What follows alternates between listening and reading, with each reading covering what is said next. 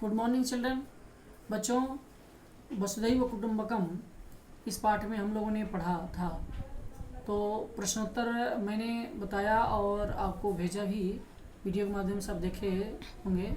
अब हम लोग इसमें व्याकरण जो कार्य है, अभ्यास कार्य में, प्रश्नोत्तर में ही अभ्यास कार्य है, जो व्याकरण की बात है वो व्याकरण के जो अक्त्वा प्रत्यय और लेप प्रत्यय उनके बारे में बताने जा रहा हूँ।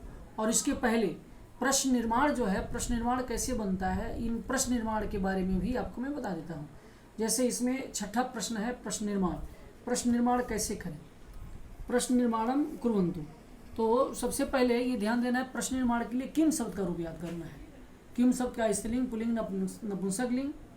कह कऊ के, कम कऊ कान, पुल्लिंग में, स्त्रीलिंग में का के का, इसको याद करना है। नपुंसक लिंग में किम के कानी, किम के कानी, ये आपको याद रहेगा तो प्रश्न निर्माण बन जाएगा।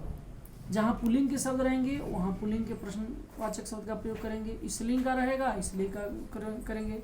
नपुंसक लिंग के शब्द रहेंगे नपुंसक लिंग का करेंगे। जैसे यहाँ देखिए, तव कुत्र अगच्छताम। तव कुत्र अगच्छताम, यहाँ कोई स्थान संबंधित वस्तु रहता है या कुछ नाम रहता है, कुत्र होता है। एकदा, कदा, सर्वत्र, शुष्कम, कदा समयवाचक शब्द रहता है तो कदा का प्रयोग हो गया, यानी एक बार, कब, हर जगह सूखा हो गया। कदा, कस्मिन, कस्मिन भी हो जाता है। कस्या गृहम नष्टम, तो यहाँ कस्या स्त्रीलिंग शब्द है तो इसलिए कस्या हो गया। छठ का कम, पुल्लिंग है तो द्वितीय का रूप है, द्वितीय कम हो गया। का कस्य निर्माणम करोति, कस्य षष्ठी है यहाँ पे तो षष्ठी रहने पर कस्य हो जाएगा। का कौवा किसका निर्माण करता है, तो किसका निर्माण करता है तो किसका में कस्य हो जाएगा। फिर इसके बाद प्रश्न संख्या 7वां, जो घटनाक्रम अनुसार आता है। 7वां जो घटनाक्रम अनुसार होता है, यह आपका होमवर्क रहेगा, इसको आप लोग अपने से बनाएंगे। इसके बाद हम व्याकरण कार्य करते हैं। व्याकरण में अक्त्वा प्रत्यय और लेप प्रत्यय। तो बच्चों, अक्त्वा प्रत्यय को हम पूर्वकालिक क्रिया कहते हैं। अक्त्वा और लेप प्रत्यय यानी हिंदी के जिन वाक्यों में कर शब्द का प्रयोग किया जाता है, पढ़कर, सोकर, जाकर, खाकर, आकर, यानी एक क्रिया करने के बाद किसी दूसरी क्रिया का भी प्रादुर्भाव होता है, दूसरा काम भी होता है, उसमें अक्त्वा प्रत्यय और लेप प्रत्यय का प्रयोग हम करते हैं।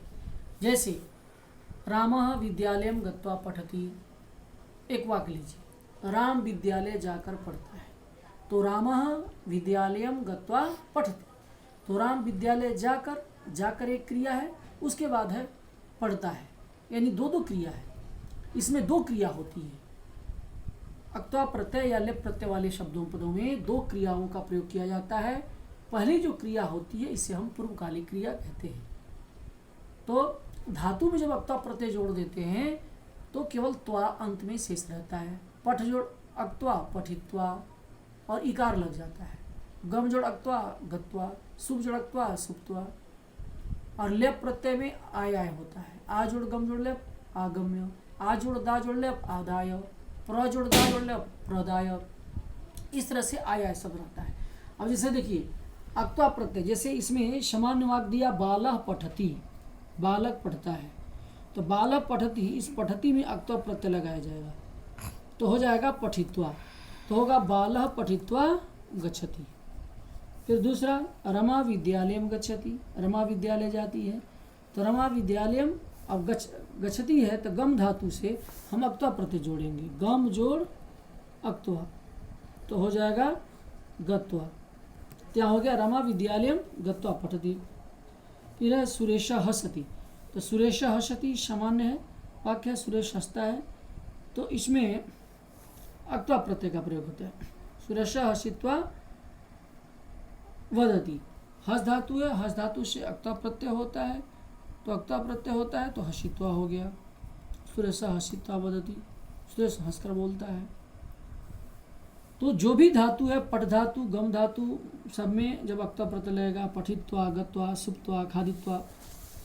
अब जैसे देखिए, पूर्व क्रिया पद हसति प्रत्ययुक्त हसित्वा, जैसे है पाठम पठति लेखम च लिखति, और पठती है यहाँ पे, इस पठती में अक्त्वा प्रत्यय हम लगाएंगे, अक्त्वा प्रत्यय लगाएंगे यानी पाठम पठति लेखम च लिखति, पाठ को पढ़ता है और लेख को लिखता है, तो पाठम पठित्वा लेखम लिखति, पहले वाले में अक्त्वा प्रत्यय जोड़ना है हमको। अक्त्वा युक्त शब्द बनाना है। तो पाठम पठित्वा, पठ जोड़ अक्त्वा हो गया, पठित्वा हो गया, लेखम लिखति। फिर जना भ्रमंती बदंती च, तो भ्रमंती है तो इसमें अक्त्वा प्रत्यय लगाएंगे तो हो जाएगा जना भ्रमित्वा बदंती च, जना भ्रमित्वा बदंती च। फिर है पिता कथयति, कथयति है कथयति का कथित्वा हो जाएगा, चलती है चलती का चलित्वा हो जाएगा, क्रीडति है क्रीडति का क्रीडित्वा हो जाएगा, क्रीडित्वा क्रीड धातु से अक्त्वा प्रत्यय जोड़ेंगे, क्रीडित्वा। शिशु क्रीडति जलम पिबति, शिशु क्रीडित्वा जलम च पिबति। ठीक इसी तरह से जो है गच्छति का गत्वा हो गया। अब ये क्रियापद जो गम धातु का है, धातु के जो क्रियापद है, गच्छति हो गया तो गत्वा हो जाएगा, नमति क्रियापद है तो नत्वा हो गया, नृतति क्रियापद है तो नर्तित्वा हो गया, है ना। जैसे पट का पठित्वा, गम का गत्वा, दा का दत्वा, बद का बदित्वा, भ्रम का भ्रमित्वा, नम का नत्वा।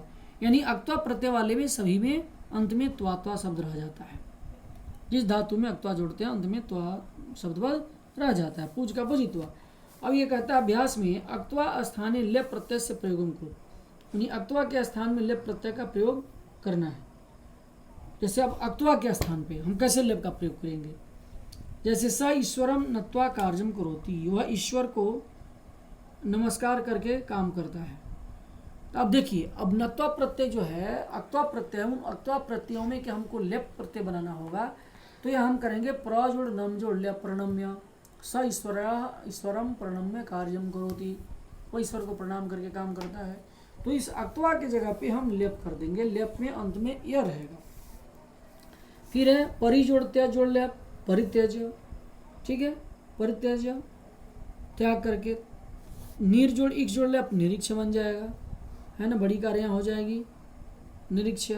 प्र जोड़ आप जोड़ ले प्राप्य, है ना। बाकी के जो भी अभ्यास कार्य हैं आपके प्रश्नोत्तर के अंत वाले, तो सब के हो जाएंगे। जैसे कि उत जोड़ अस्था जोड़ ले, उत जोड़ अस्था जोड़ ले, उत्थाय कृत्वा, क्री जोड़ अक्त्वा कृत्वा, गम जोड़ अक्त्वा गत्वा, जो आपका अभ्यास दूसरा है। क्री जोड़ अक्त्वा कृत्वा समाप्य, पठित्वा पठ जोड़ पठित्वा, आगम्य आ जोड़ गम जोड़ लिया, फिर पठित्वा कृत्वा खिलित्वा आगम्य कृत्वा। इस प्रकार से आपके जो अभ्यास व्याकरण का अभ्यास है, इनमें अक्त्वा प्रत्यय जोड़ना है। आपके दूसरे पाठ के व्याकरण कार्य समाप्त हो गए, और इसके जो और शेष प्रश्नोत्तर है जिसको मैंने आप भेज दिया आपके पास फोटो, उसको देख करके आप बना लेंगे। केवल इस पाठ के घटनाक्रम अनुसार ही आपको अपने स्मरण है। धन्यवाद।